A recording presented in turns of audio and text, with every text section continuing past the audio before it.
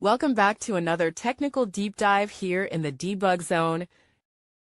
Today we're tackling a big question and breaking it down with insights from other users. Hopefully this clears up some misconceptions and helps you get the answer you need.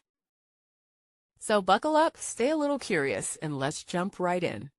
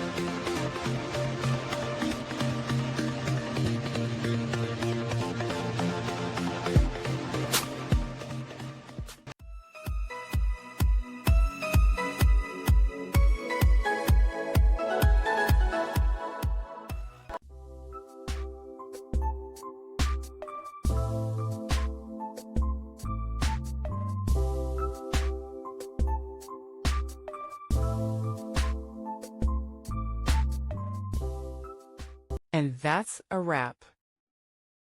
I hope you found the answer you were looking for. If you did, take a second to hit that subscribe button. It really helps out. And let me know in the comments which solution worked best for you. See you next time in the debug zone.